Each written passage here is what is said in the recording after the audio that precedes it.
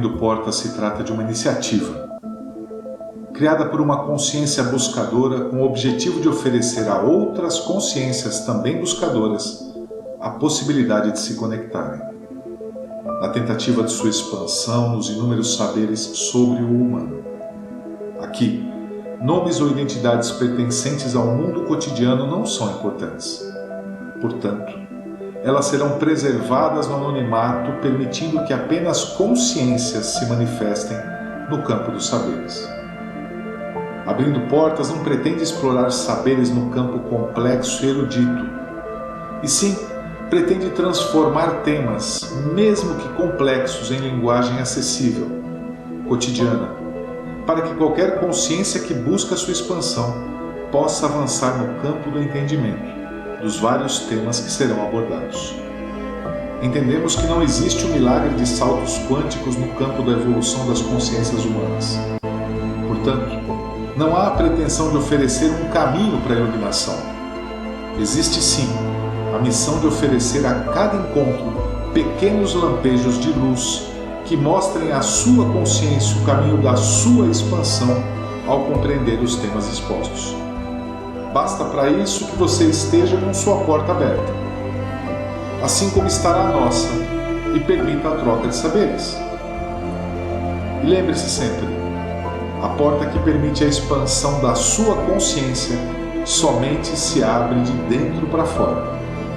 Não há como oferecer expansão quando uma dessas portas estiver fechada.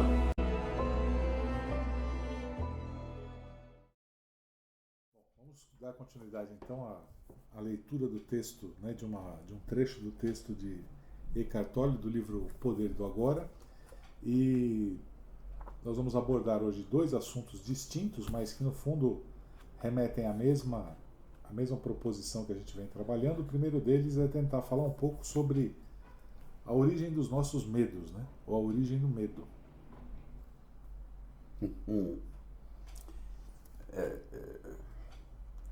Se a gente pensa um pouco, qual seria a origem do medo? Porque me arremeta-se é algo que pode te ferir, Sim. Algo que pode te danificar. Mas os nossos medos não são só de perigo. É interessante porque existe, pensando bem assim, os medos bons e os medos ruins. Os medos bons que eu chamo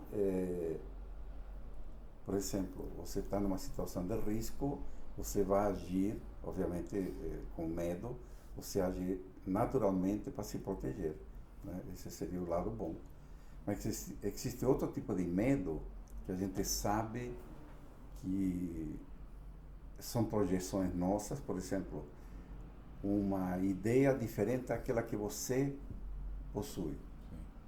Você se irrita, e por trás da irritação a gente sabe que existe medo. Mas que medo que é esse? É um medo egoico, É um medo de que a outra pessoa tenha razão e você não tenha. Que medo? Que origem? Então, esse medo eu interpreto como um medo ruim, que é de origem egoica, de você não estar certo ou de você não acertar, de você errar. O outro não. O outro é um medo positivo porque te impele a um movimento de proteção, que é natural. Que seria a manutenção da vida. Manutenção da vida. Isso é natural, Natural. Você falou. Coloco isso como algo positivo. Então, o que mais assim, me preocupa são esses medos ruins, que a gente sabe que são de origem egoica, mas sem fundamento. Porque você fala assim, qual é o problema da outra pessoa estar certo e você errado? Qual é o problema de você errar? Não tem problema nenhum, na verdade. Só que a gente se rebela contra isso. Tem uma... Eu acho que o medo, na função mais extrema, no fundo ele acaba remetendo à própria morte também, De uma certa maneira. Ainda que de maneira inconsciente, E aí eu acredito que o autor fala isso numa frase. Ele diz que a morte ela representa fundamentalmente abrir mão de tudo menos de você mesmo. Mas é a morte do ego, né? É, Esse é o ponto. exatamente. Então, aí está a origem de por que você se irrita quando você não tem a razão. Porque o ego, nesse momento, ele morre. Ele não tem mais argumento para continuar. E quanto maior a identificação com a mente, maior o medo. Perfeitamente. Né? Porque você acaba ficando vinculado à estrutura estrutura de dominação da própria mente sobre o corpo. E aí é o que você falou, o olhar que eu tenho sobre o outro, né? A angústia, tristeza, depressão, melancolia, acabam sendo estados que são resultado dessa minha identificação quase que totalitária com a minha mente e não com o meu interior. E como se combate isso, né? Consciência presente. Consciência presente. Eu acredito, sinceramente, que essa identificação ela existe o tempo inteiro e a gente se pega nela o tempo inteiro quando você se observa, né? A gente acaba, de uma certa forma, percebendo que a identificação simples com o nosso cotidiano já nos traz sofrimento. Se você se identificar com o cotidiano, traz sofrimento, né? Se você está comentando, por exemplo, que vai ao mercado e vê uma família pedindo alimentos fora do mercado, você vai na segunda, eles estão lá, na terça é outra, na quarta é outra, na quinta é outra, aí o garoto está pedindo pão na padaria. Então, se você começa a se identificar com essa estrutura, invariavelmente vai produzir sofrimento em você. Sem dúvida. Porque o sentimento ele brota, Sim. né? Ele é absolutamente incondicional à tua estrutura. Ele vem, na hora que você observa, o sentimento aparece, né? Se você não o canaliza de forma adequada, ele toma conta da tua mente, né? E gera esse looping de sofrimento. A única forma de você canalizá-lo é você estar presente, né? E fazer alguma coisa, né? Se você vê uma família passando fome, né? O fato de você se mobilizar para, de alguma forma, servir ou amparar esse momento, né? Você está canalizando isso para o lado positivo. Se você simplesmente fica com esse sentimento dentro de você, né? Você vai cultivar a tristeza, isso vai tomar conta da tua mente, né? E o sentimento e o seu corpo emocional e mental tomam conta de você. E eu acho que é relevante a gente falar também que não existe dissociação entre o corpo, o que a gente chama de a nossa mente, os nossos sentimentos, a nossa emoção, a espiritualidade, o corpo físico, fazem parte de uma mesma trama, né? E quando você bate em qualquer um dos elos dessa corrente, acaba reverberando em todos os sentidos. Em todos, sem dúvida. E o fato de você, por exemplo, dar início a um processo de medo ou de receio, existe um desencadear de eventos que passa pelo fator mental, que passa pelo fator emocional e que vai acabar desencadeando uma alteração física. A gente já sabe disso, até comentamos outras vezes, que o organismo humano ele tem duas funções primárias, né, que é reprodução e preservação. E quando você não está no modo reprodução, você está no modo preservação. Um é expansivo, promove crescimento, e o outro é repressivo, promove medo, angústia, enfim. Eu acredito que aí tem uma coisa que eu acho que é importante, que é um assunto que, na minha opinião, é delicado a gente traçar essa diferença, baseado no que você falou. Aquela família que está pedindo alimentação fora do mercado, de fato eles precisam daquilo e isso te toca. Você se aproxima, ainda que seja emocionalmente, deles e acaba se ajudando. Perceba que tudo isso foi um ato contínuo, né? Você percebe a necessidade, se locomove, ajuda e sai. não há envolvimento negativo no processo para você. Agora, se você deixa a sua mente entrar no processo, você vê aquela família e fala, olha lá, como é que está o Brasil. Ou também o presidente que a gente tem. Então, esse é um mecanismo que o próprio medo e a mente utilizam para se perpetuar, né? Exato. Porque aí você fica ruminando isso. Sim. Então, por isso que falei, canalizar, quando você observa a situação de forma consciente e presente, e você canaliza para o lado positivo, você se mobiliza para alguma solução, né? Se você faz esse outro movimento, você acaba cultivando, né, e perpetuando essa angústia dentro de você. E depois você vai sair do supermercado e vai falar para outra pessoa, olha que está no Brasil. Exatamente. Né? E a coisa vai. E aí você entra nos ciclos, né? Lembra, a gente falou ano passado? Sim. Você vai repetindo os ciclos. Né? Então, nesse momento, você se afasta de você mesmo e permite que a mente tome conta do processo. Essa tomada de controle da mente é o que vai favorecer, abre um campo para o surgimento de uma série de problemas.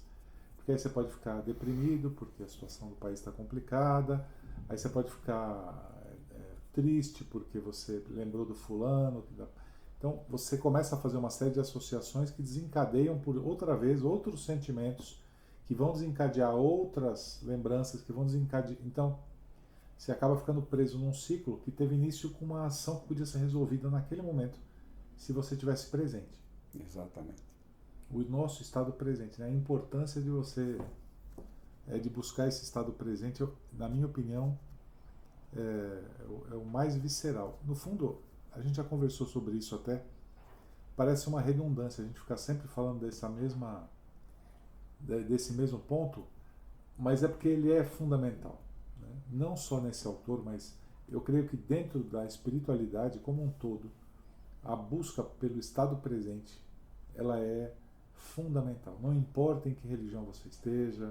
Estado presente, observar, sem julgar, porque o julgamento te faz entrar nesse looping, né? Mas o sentimento virá, o sentimento vai aparecer, né? A questão é você não deixar que ele tome conta da tua mente, né?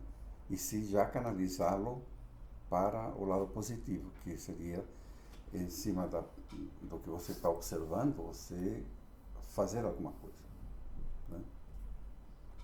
E as nossas reações, é claro que elas são proporcionais muitas vezes àquilo que nós estamos sentindo, ao medo que a gente sente, né? Eu sei que a palavra medo ela é um pouco pesada, talvez, né? Você fala, eu não tenho medo de nada, né? Ou eu tenho medo de uma situação A ou B. A palavra nunca é a coisa, né? É que o medo está escondido. Exatamente, né? Está disfarçado, né? Exatamente. Por exemplo, atrás da ira, da irritação, é clássico, você conhece, existem medos. Sim. Né? Você fica irritado, né? Atrás da irritação você pode procurar. É interessante isso, porque a gente aprende que tem pessoas que elas têm um tom de voz muito impositivo, né? Ela quer comandar o tempo inteiro, ela não permite aproximação, ela acaba de uma certa maneira não aceitando opinião, e no fundo é medo. Ela tem medo. Ela sabe tudo e acabou. Não vem você falar que não adianta, você nunca está certo. Aquele filme Divertidamente, né? Ele coloca 5 sentimentos básicos, né? Dos quais medo é um deles, né? Sim. Medo, alegria, raiva, ira, né? Tristeza e alegria, né? Não, alegria você já falou. Eu não vou lembrar. São 5 sentimentos básicos. Atrás disso, e tem muitas derivações, né?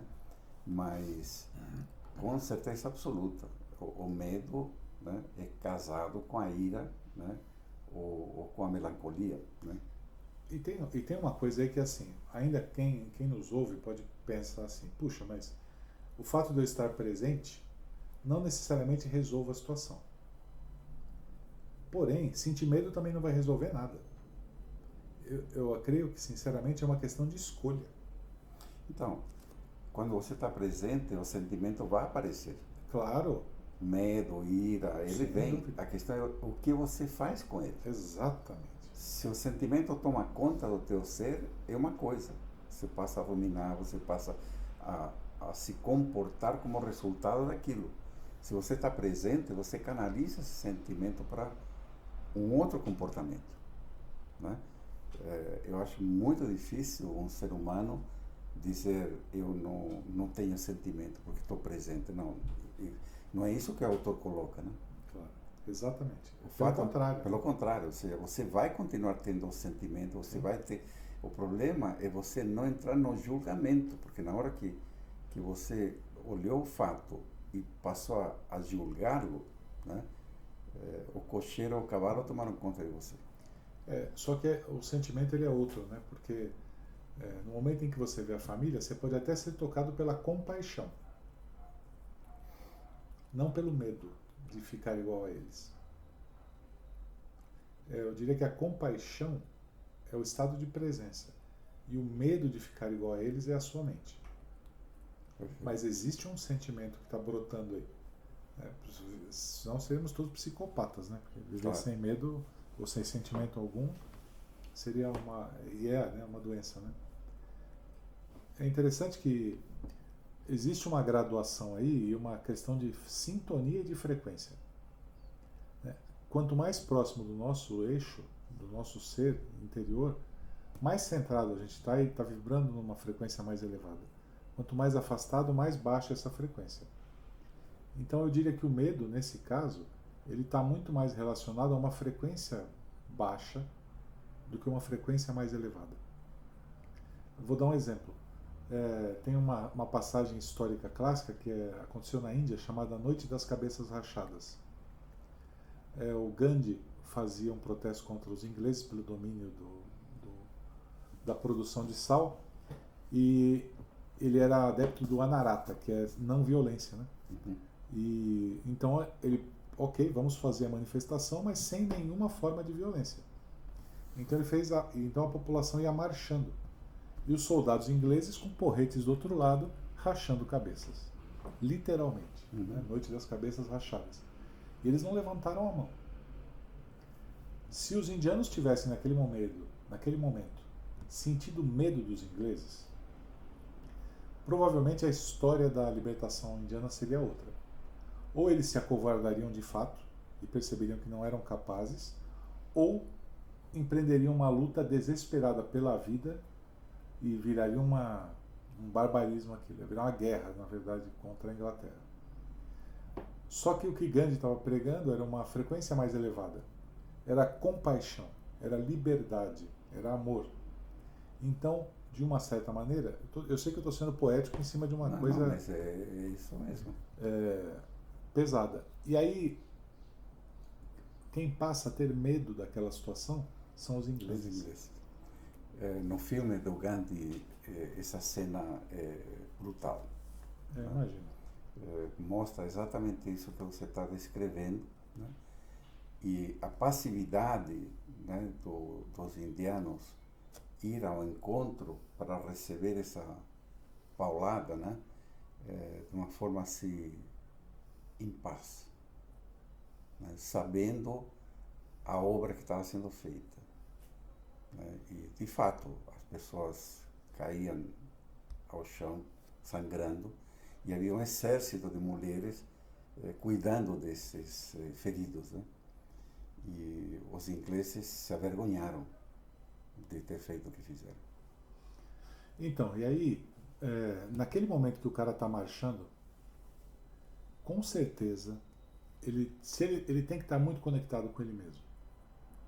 Claro. Porque ele não pode ter medo, primeiro, senão ele foge. Claro, muitos fugiram, a gente sabe disso, né? Ninguém é santo ali.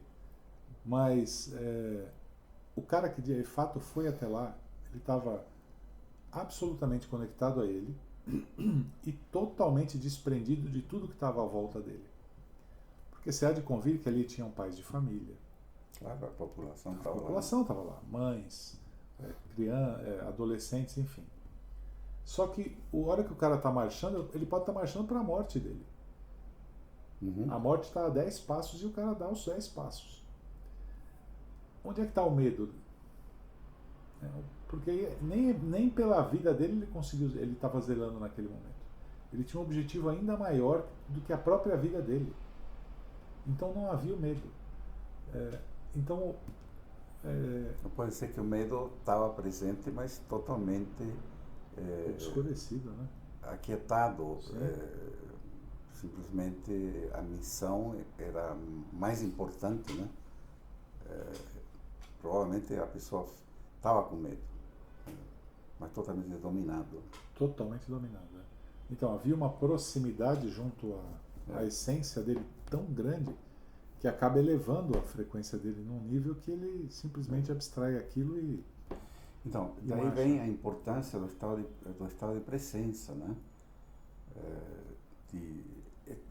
É muito diferente quando você está centrado e presente do quando tua cabeça está divagando, né?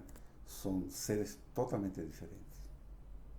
Somos, né? Seres totalmente diferentes quando estamos presentes, conscientes, né? A gente vê pelos olhos do ser humano uma energia brilhando, né? Quando a mente tomou conta, parece que essa luz se diminui, né? Energia. Eu gosto muito da figura do suricato. Né? O suricato é aquele animalzinho, né? Que ele fica vigiando, e quando está vigiando, ele está totalmente ereto e você percebe que a energia está presente na cabeça dele, né? Elétrico, né? Exatamente. O suricato. Esse é o estado. Há uma consciência presente nesse ser, né? E você percebe nas pessoas. Fica olhando, quando as pessoas estão em estado de presença, há uma luz, né? Quando a pessoa está pensando ou divagando, essa luz não está presente. É verdade. A postura do corpo é diferente. A pessoa está arqueada, né? É muito diferente. É verdade, tem razão. Então, assim, como lidar com isto? Cultivar o estado de presença. Não vai deixar de ter os sentimentos, né? Não vai deixar de ter os pensamentos.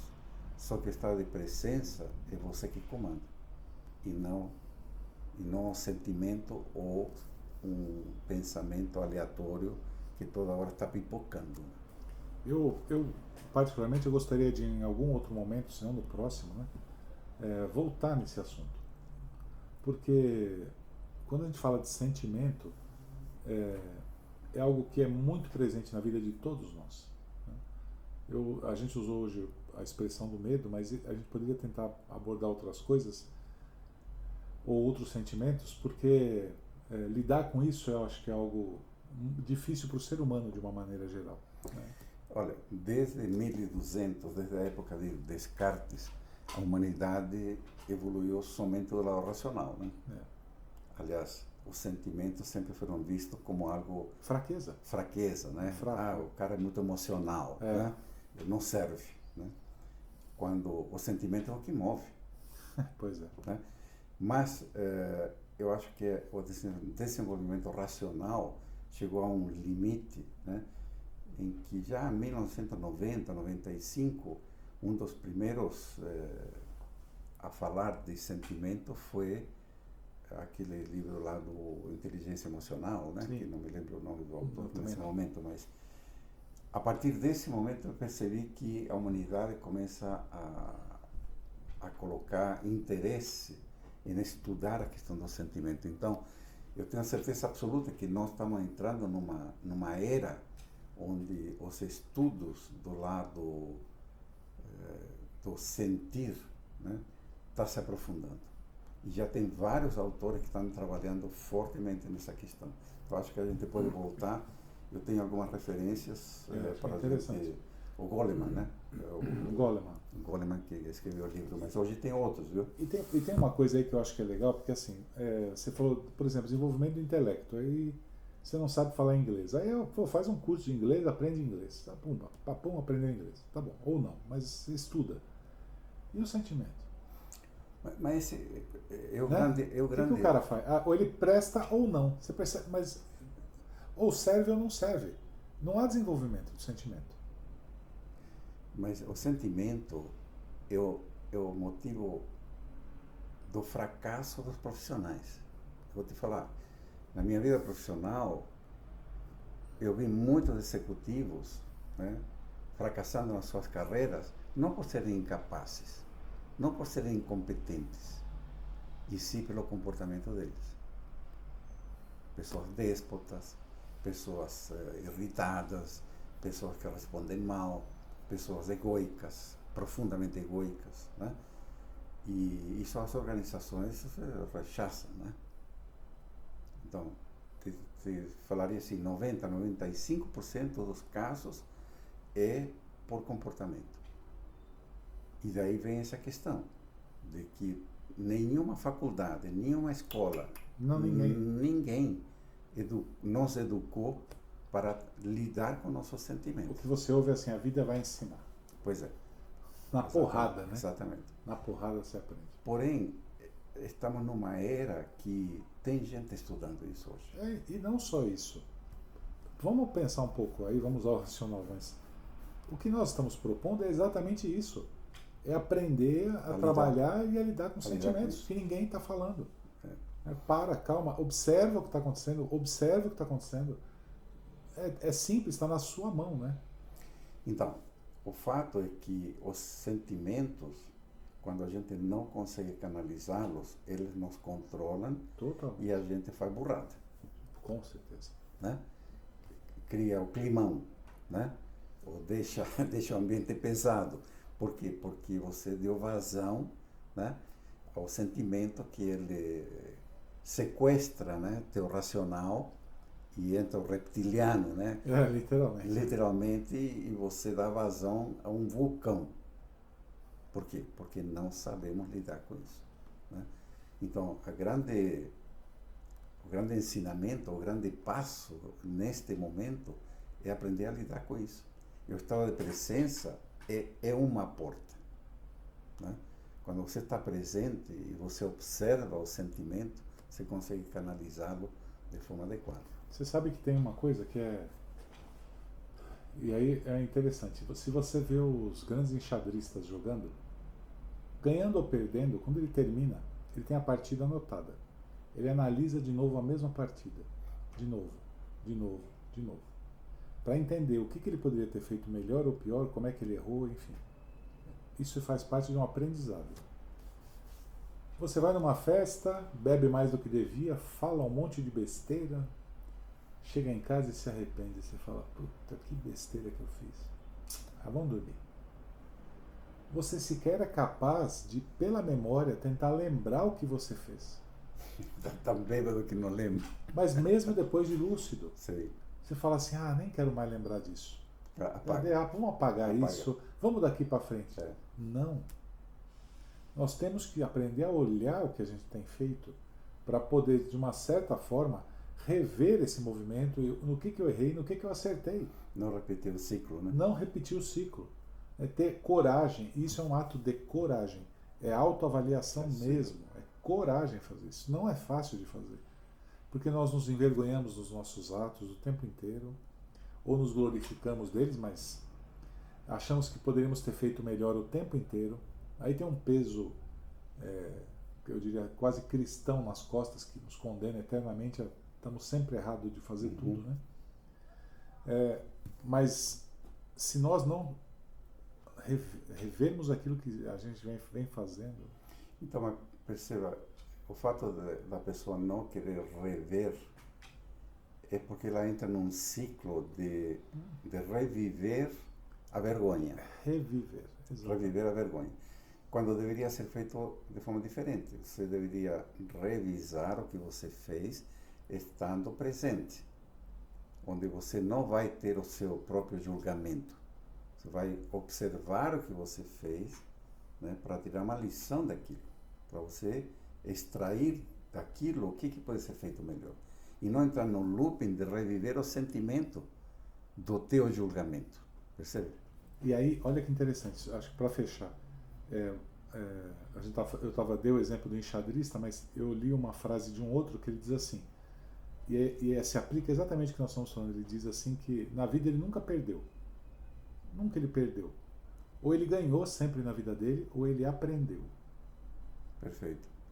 E é exatamente isso. Você vê que é uma mudança de olhar. Ou eu estou sempre errado para a vida, ou eu estou sempre aprendendo. Então, a diferença é o julgamento. Exatamente, olha que legal. Né? Se você entra no teu julgamento e você, obviamente, aponta o erro, né? Seria o lado negativo do julgamento, diferente a observação, onde você vai simplesmente extrair daquilo, né, o fato real que aconteceu e extrair aquilo que poderia ter sido diferente. É o aprendizado versus o chicotinho de estou errado, estou errado.